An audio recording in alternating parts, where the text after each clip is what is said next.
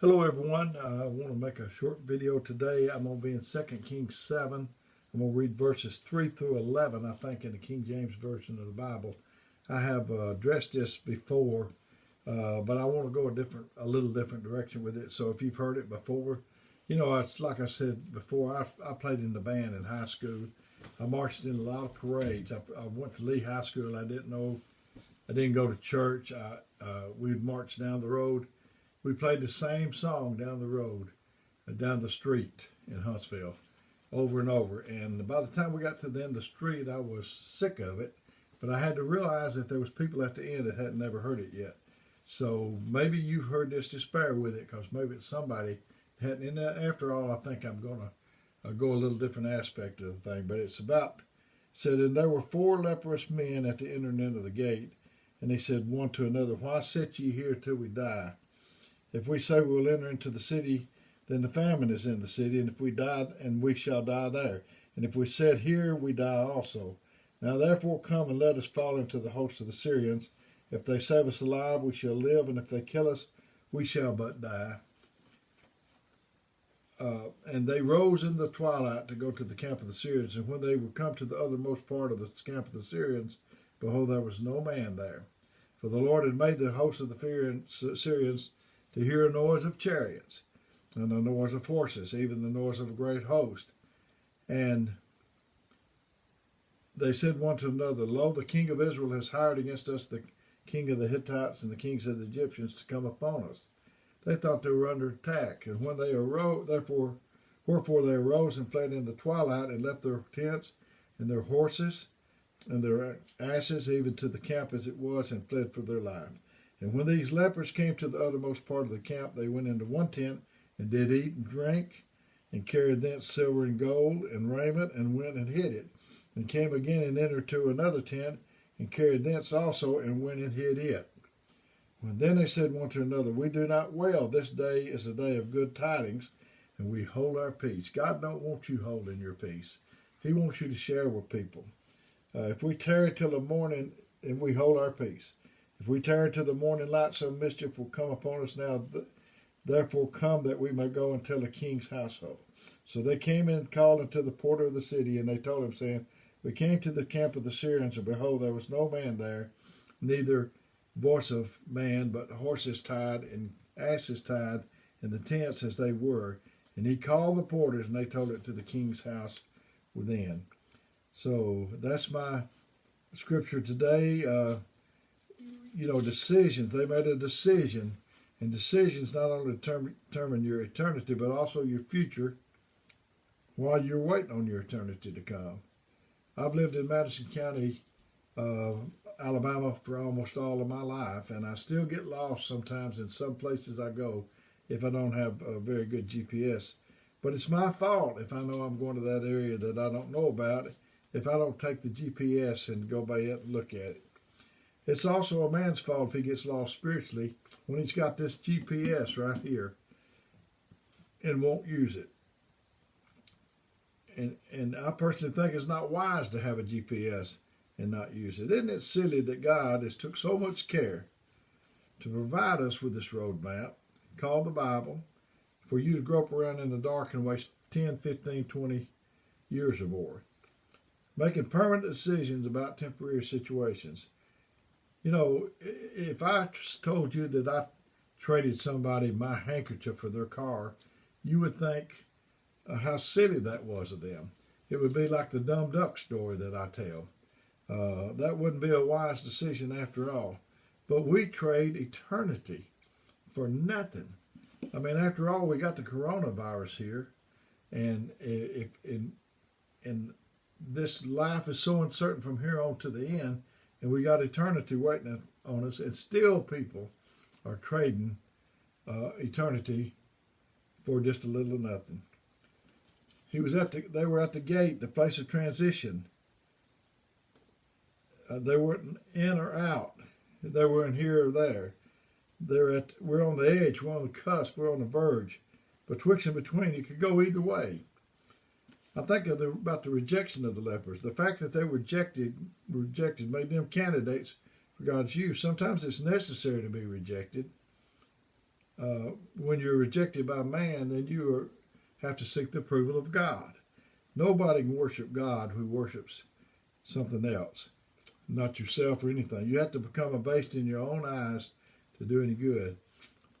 The lepers' rejection by man made them the candidates for divine election, selection, and direction. Rejection can be the usher that will show you and position you to your new place and have you to take just the right place. When God disconnects you from the system, you then become a candidate to hear what he has to say about your future so that you can project yourself into another dimension. God's voice becomes crystal clear when no one else is talking. God let it rain down manna from heaven, but he did not bring the bread into the house. They had to go out the door and get it. He's raining stuff down. He's raining stuff down, but you got to go get it. God will not give much to do to a lazy man who's already made up his mind that he's not going to do anything. The 4 lepers said, "Why sit here we and die?" The real decision takes deliberation. I'm getting too old to do things that's not going to impact the next generation. If it's not going to make any difference in 6 months, then I don't really need to worry about it a lot. I don't need to worry about things that I'm not going to remember in 3 months. I have to save my strength for decisions that matter. But deliberating,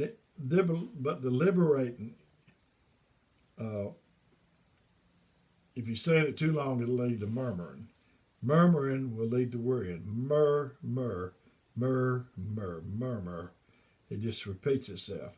That's the way people do when you ask them something. It's always, they just repeat the same things. Anytime you think about something over and over and rehash it again and again, then you have gone to worrying. It hinders your flow. Lepers said, "We can't deliberate over this any longer because not making a decision is making a decision." Lost people, they say, "I'm not going to make a decision today." Well, you just made one. Lepers have to make a move, and I'm tired of being threatened by life's threats and possibilities. Why sit here till we die? We have to make a decision, and not making a decision is a decision. Murmuring and complaining and sitting still just hinders your flow and it stops things up. And the lepers made up their mind if they died, they were going to die on the move and not sitting still.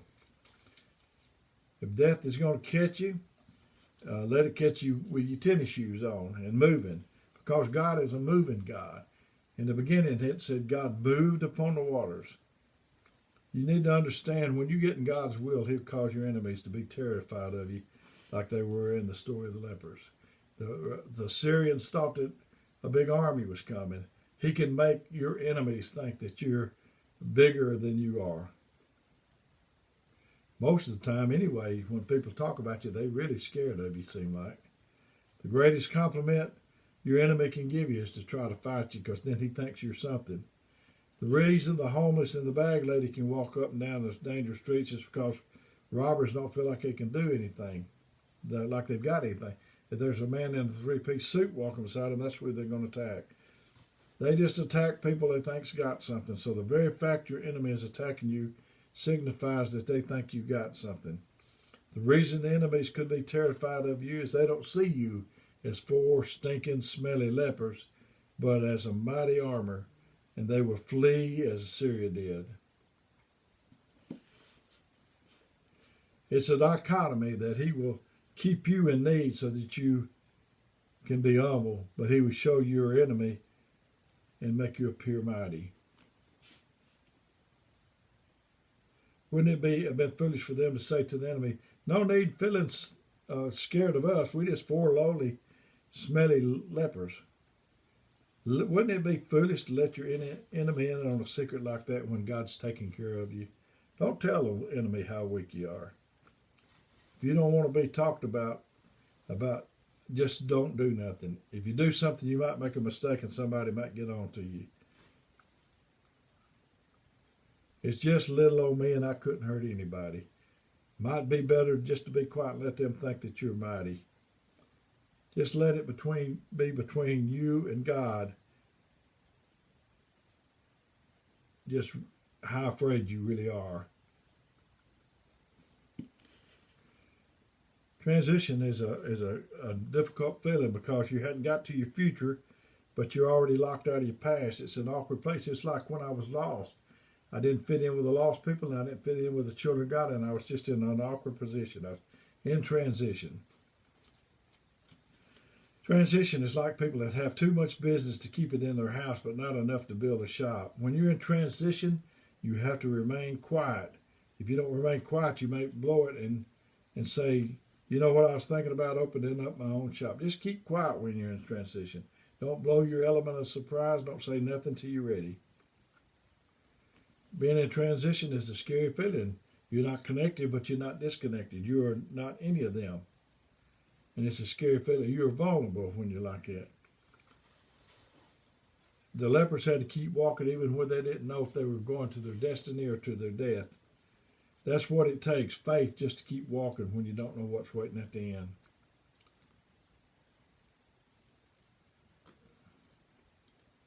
You don't know if it's going to be the thing that's going to take you out or the thing that's going to take you in. You're in transition. You know, I imagine the leper said, you've been good to me, man. One of them said to the other lepers, I don't know if we're going to live or die, but you've been good to me, man. If I don't ever see no more, you no more. We've been close, man.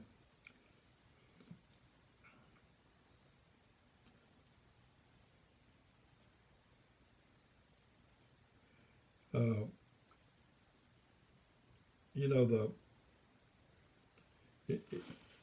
the lepers made a decision to share what they had found. You have to make a decision to go public and share your knowledge or hide it or hide what you found. I found out that, to me, I want to share with other people. I could say I had to grope around for it, you grope around for it. But I believe in my heart of hearts that God wants us to share what we got. What's up, Brother Dale? You ain't got very much to share. No, but what little I got, I'm going to try to share it with people.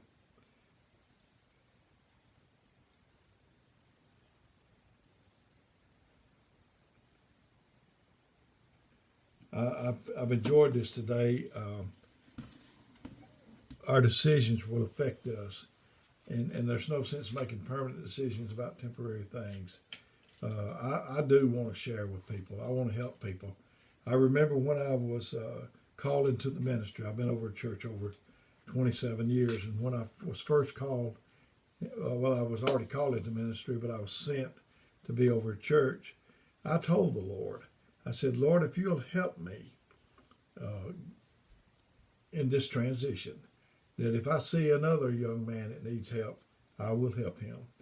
And not only will I help them, I'd help anybody. I sure want people to help my children, and I sure want people to help me. So I'll help you. If at all possible, I will help you. And I think we ought to help one another. Heard that story about people had long spoons and they couldn't feed themselves. Couldn't get around, but they could feed the people across from them. And so that's what we need to do. If we got something on our spoon, we need to share it with other people. I love you. I think about helping people. And if I've helped you, let me know. And if there's anything I can do for you, until next time, we'll see you later.